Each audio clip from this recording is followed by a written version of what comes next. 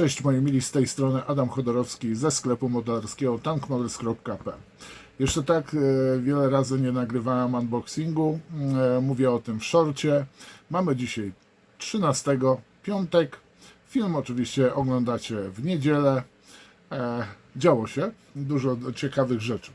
Prezentuję Wam dokładnie ten model.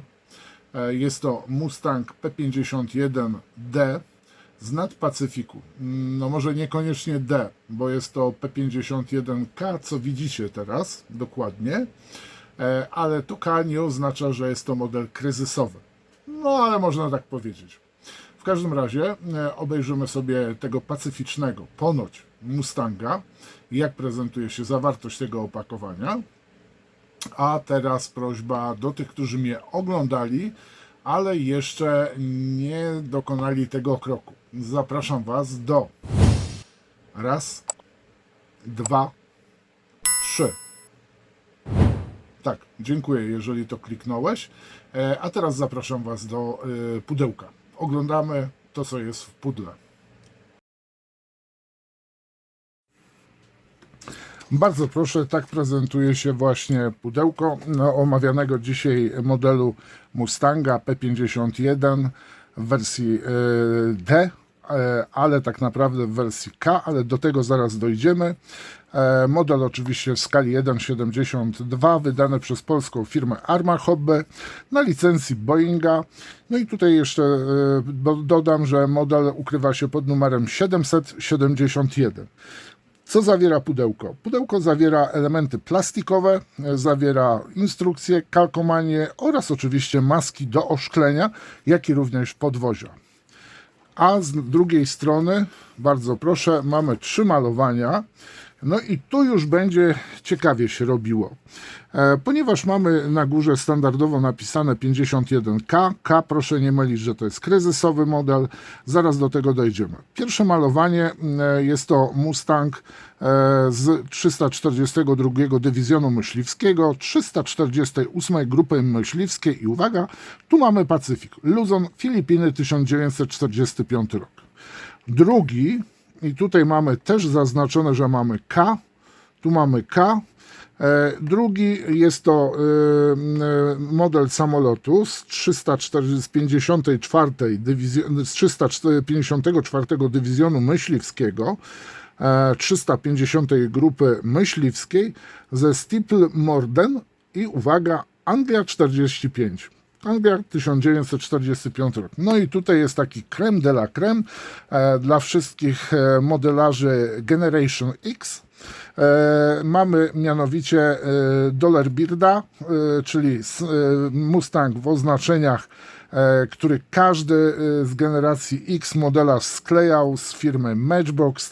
Do tej pory był ten model, znaczy nie tylko oczywiście, ale najbardziej znany był model właśnie w tych oznaczeniach, zresztą z pudełka, arafowski Mustang P51. I to jest właśnie w ramach Lend-Lease. Brytyjczycy otrzymali właśnie te samoloty i uwaga, on się wtedy nazywał Mustang 4A, czyli P51K 15NT. No i teraz uwaga, o co chodzi z tym K? A mianowicie w instrukcji dalej jeszcze będą właśnie kilka uwag będę miał, ale jeżeli chodzi o P51K Mustang, powstał on na skutek, można tak powiedzieć, kryzysu ze śmigłami. Ale oczywiście to K to nie jest właśnie, tak jak wspomniałem, od kryzysu. Chodzi o śmigła produkowane w fabryce Hamilton Standard, czyli te szerokołopatowe. Okazało się, że fabryka po prostu nie nadąża z ich produkcją względem produkcji samych Mustangów. Podjęto decyzję, że zostaną wykorzystane lżejsze śmigła produkcji firmy Aero Products. W Dallas, w Teksasie wyprodukowano P51D, które były właśnie wyposażone w 4-ostrzowe śmigła aeroproduktu. 600 samolotów z wyprodukowanych właśnie Mustangów trafiło do RAF jako Mustang 4A. Mark 4A. I w ramach tutaj oczywiście umowy Lend-Lease Mustangi P51K niczym więcej nie różniły się poza śmigłem od standardowych wersji D. Wszystkie były wyposażone w baldachimy, czyli w te canopy producenta Inglewood tego samego typu. Mimo to, że znamy 3 typy właśnie baldachimów Inglewooda. To tyle, jeżeli chodzi o samo pudełko i oczywiście o same malowania. Teraz zajrzymy sobie do środka pudełka. Co prawda ja już ten model pokazywałem i to nawet 3 razy, ale z racji tego, że jest to Mustang wersji K, no to mamy w tym momencie praktycznie nowy model. I tak, mamy tutaj ramkę. O, i szybka się urwała właśnie, dobrze, że tylko jedna. One są bardzo delikatnie mocowane do ramki, ale jednocześnie podstawki. No i tutaj mamy tak. Tak prezentuje się sama instrukcja i ja pozwolę sobie zacząć standardowo od tego.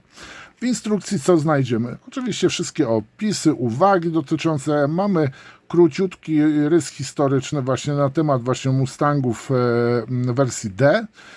Następnie mamy tutaj wykaz zawartości pudełka, czyli to, co przed chwilą właśnie Wam wyjąłem. Znajdziemy również QR kod, który umożliwi nam ściągnięcie pliku 3D w formacie STL, gdzie znajdziemy bodajże rury wydechowe, fotel i koła. Z tego co pamiętam, ale nie musi tak być. Następnie mamy tutaj, proszę bardzo, tabelę z sugerowanymi producentami farb do pomalowania tego samolotu. I mamy tutaj, jeżeli chodzi o armę, sugeruje nam farby Hataki, AK Real Color, Life Color, Amo, Humbrol, Vallejo, Tamiya. No i tu mamy te wszystkie właśnie kolory. Tu jest jeden bardzo ciekawy taki, o właśnie, Zinc Chromate Yellow. To jest kolor do malowania tak naprawdę wnętrz wszystkich wnęk w Mustangu. Bardzo specyficzny kolor. Ja na przykład tutaj pod ręką mam akurat Tamiję. Jest to yellow green, właśnie ten bardzo dziwny, ale jeżeli byśmy wzięli sobie na przykład kolor od Amo, Vallejo, to troszeczkę się różnią. Są bardziej zielonkawe. Co dalej znajdziemy? Znajdziemy oczywiście kalkomanię oraz maski. No i tu już mamy kolejne etapy sklejania, kolorowa instrukcja, od razu z zaznaczonym właśnie kolorami. I tu między innymi jest właśnie ten yellow green zinc chromate, ten kolor. Następnie mamy zielone wykończenie wnętrz kabiny, jak pomalować oczywiście tutaj radiostację, płytę pancerną z zagłówkiem i mocowaniem kabla antenowego za siedzeniem pilota. Kolejne etapy sklejania, bardzo dużo elementów sklejamy, których później no niestety nie za bardzo widać. Jest to bardzo dobrze opracowane przez same Arma Hobby. No i tutaj zaczyna się właśnie, takie są uwagi dotyczące właśnie modelu i na przykład tutaj zaszpachluj panel, tutaj następnie mamy usuń wlot powietrza. I powinno być jeszcze napisane chyba dotyczące wersji. Właśnie, tu mamy dla malowania jednego użyj części B1, B2, tak? Dla malowania 3, B3, B4 i tak dalej. To mamy wszystko zaznaczone, bo tu mamy różne na przykład wloty, inaczej, tędy były woda skraplana, odprowadzana z silnika i w zależności od miejsca, w którym latał dany Mustang, były ta właśnie kratka, albo kompletnie były zaślepione, była blacha przykręcona, albo z taką siatką lub z takimi skrzelami po bokach. Kolejne etapy, a tutaj z ramki właśnie z oszkleniem otrzymujemy taką podstawkę, gdzie możemy postawić model, wypionować idealnie też koła, nałożyć kalkomanię, etc., etc. No i tutaj posłuchajcie, będzie chyba właśnie ciekawostka, już to sobie pominiemy. O właśnie. I tutaj mamy właśnie śmigło, właśnie firma Aero Products. Jak zwrócicie uwagę, inne zupełnie ma łopaty, są dużo lżejsze i bardziej szpiczaste, a tu mamy łopaty właśnie już firmy, o rany, jak ona się nazywa, przepraszam, amnezja mnie do Hamilton Standard. To są właśnie śmigła Hamilton Standard. Zresztą jak zobaczycie na inne samoloty, zwrócicie uwagę właśnie na to takie szerokie śmigła mocowane do kołpaka. Tu są mniejsze. I teraz tak. Tu mamy samolot w malowaniu właśnie jako wersji tej K i to jest właśnie z nad Pacyfiku. Tu warto zwrócić uwagę, że ten samolot ma malowane czarne pasy, ale bez białej farby, czyli nie tej takiej klasycznym malowaniu inwazyjnym.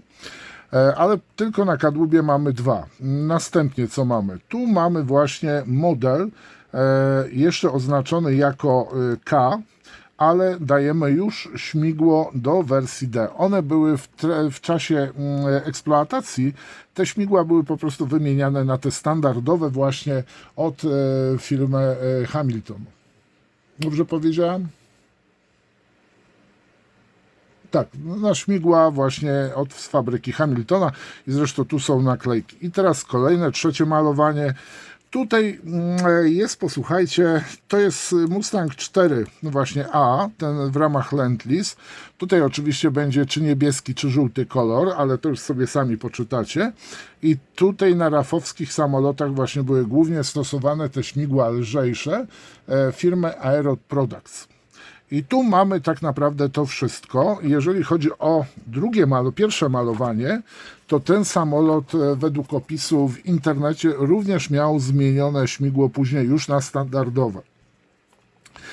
I tak naprawdę to były dalej Mustangi w wersji D po powrocie, po tym krótkim K-kryzysie, jak ja to nazwałem. I teraz jeszcze zobaczymy o samym canopy, jakiego używamy. Czy tutaj mamy właśnie różne warianty przyklejenia, bo może się tak zdarzyć.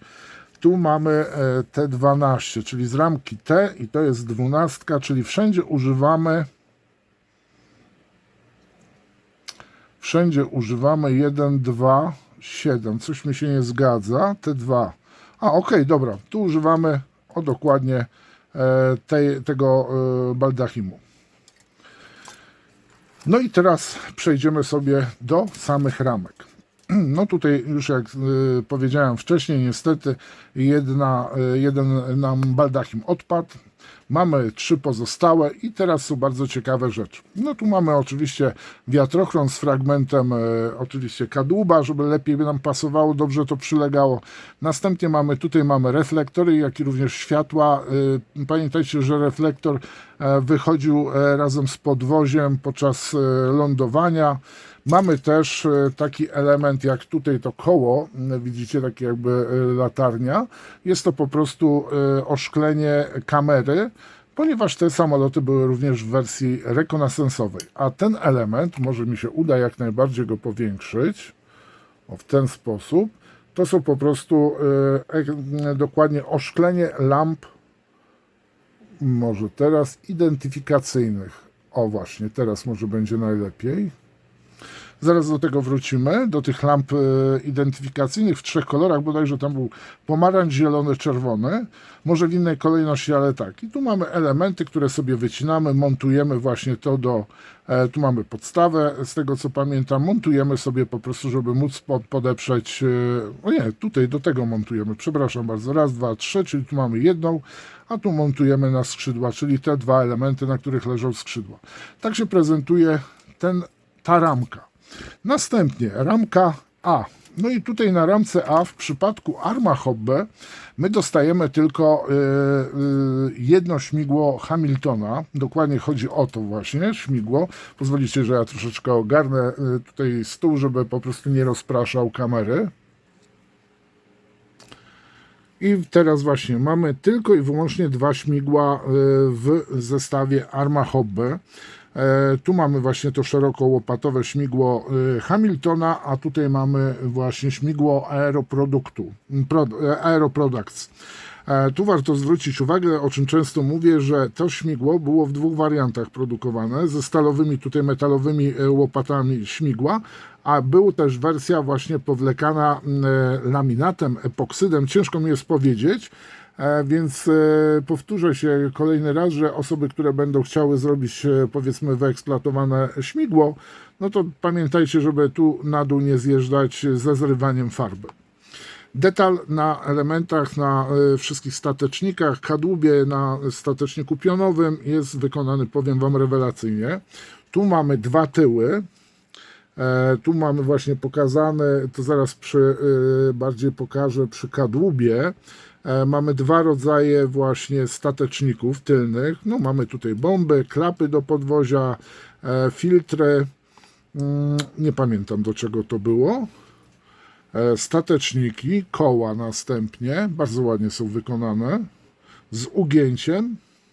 Tak naprawdę tu znajdziemy elementy do wszystkich wersji chyba, jakie nam zapoda Arma, poza tą ramką, nie wiem czy pamiętacie, wersja C Mustanga z bazukami, które były używane w Europie, jak i również na Pacyfiku. No, krótko mówiąc, Azji. Dwa rodzaje zbiorników paliwowych, aluminiowy, czyli taki jeszcze wypasiony, drogi, no i tu mamy takie specjalne te zagniecienia, jak się zobaczycie, to są po prostu ze specjalnie stworzonego takiego papieru, kartonu, żeby po prostu nie ponosić kosztów większych.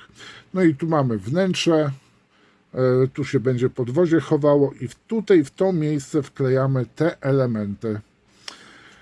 Co dalej? Ramka B. To jest ramka B i tutaj trzeba zwrócić uwagę naprawdę, że ten Mustang został wykonany z wielką precyzją. Tu się powtórzę kolejny raz, to jeszcze wrócę zaraz do skrzydeł. Właśnie, a propos skrzydeł, że skrzydła są tylko, widzimy, nieliczne linie podziałowe. Tu nie mamy żadnych nitów. Bardzo dobrze do tego podeszła Arma Hobby, ponieważ tutaj ponownie, jeżeli ktoś nie oglądał innych filmów o Mustangu, Mustangi w wersji C były właśnie Mustangami stworzonymi, żeby inaczej, skonstruowanymi żeby osiągały większe prędkości aniżeli wersja C. I tutaj skrzydła były malowane płynną szpachlą. Oczywiście najpierw wszystkie blachy były szpachlowane ręcznie, nakładana szpachla, żeby to wszystko równo pokryć. No poza oczywiście tutaj takimi technicznymi włazami, klapami, a następnie były malowane szpachlą w płynie. To można na zdjęciach nawet zobaczyć, ewentualnie nawet filmy można znaleźć. Z kadłubem miało się podobnie, z tym, że tutaj Arma właśnie bardzo fajnie do tego podeszła, więc ten model jest adekwatnie zeskalowany i zdetalowany do swojej skali. No i co tutaj dalej mamy? Mamy elementy głównie do wnętrza kabiny, część boczne kabiny. Tu mamy na przykład fragment tyłu ogona, dwa rodzaje osłon śmigła, wloty powietrza, fragmenty kokpitu, jeszcze tutaj bardzo dużo tych właśnie elementów jest. No i tu wnęka, tak samo do wnęki podwozia. I tu są właśnie te różne zaślepki, które odprowadzały wilgoć z wnętrza samolotu. Są trzy rodzaje. Gładka, dziurkowana i taka dziurkowana z podniesionymi, jakby takie miała, powiedzmy, skrzela. Wnętrze prezentuje się tak, czyli tutaj mamy sporo miejsca na wklejanie elementów wyposażenia właśnie kabiny i z drugiej strony to samo. I teraz pozostaje nam tylko i wyłącznie kalkomania i maski. Tutaj trzeba zwrócić uwagę na jedną rzecz, że jak będziemy właśnie tym yellow, zinc, green chromatem malowali wnęki właśnie podwozia, szkielet był w kolorze właśnie, wszystkie szkieletowe elementy były w kolorze zielonym, a żebyśmy mogli ładnie to wyodrębnić srebrnym, Arma dała nam takie kalkomanie, które sobie wklejamy właśnie w tamte elementy i tak, najpierw malujemy, wklejamy i potem wklejamy elementy plastikowe. Masa napisów technicznych, łącznie z nazwami producenta śmigieł. No i mamy następnie oznaczenia. I tutaj, jeżeli ktoś nie oglądał filmu o Me262, to tutaj powiem, że jeszcze producentem kalkomanii jest Techmod. Polska firma produkująca zestawy kalkomanii wodnych. No i tutaj oczywiście bardzo proszę, maski na koła, oszklenie. W każdym razie mamy właśnie również zestaw właśnie blaszek. I to już koniec, moi mili, oglądania zawartości pudełka. Zapraszam na podsumowanie. Ja ten model pierwszy raz jak oglądałem, to trochę się zmieszałem, powiem Wam, bo miałem otrzymać model z Pacyfiku. No, nie do końca się okazało, że jest z nadpacyfiku. Druga sprawa miał być w wersji K, okazuje się, że jest w wersji D. I powiem Wam, miałem mały mętlik w głowie. Ciekaw jestem, co Wy na ten temat uważacie. Mam nadzieję, że troszeczkę uświadomiłem Was bardziej, co kupujemy. To ostatnie trzecie malowanie jest skierowane najprawdopodobniej do Generation X, czyli do takiej generacji, z której ja pochodzę, o czym mówiłem podczas unboxingu. W każdym razie bardzo dziękuję Wam za oglądanie. Mam nadzieję, że przychylnie ocenicie mój film i jeszcze raz zaproszę Was na media społecznościowe oraz do sklepu. Tak, tutaj macie właśnie wszystkie adresy. No i oczywiście zaproszę Was jeszcze tych, którzy nie zdecydowali się do raz, dwa, trzy. Trzymajcie się i do następnego filmu.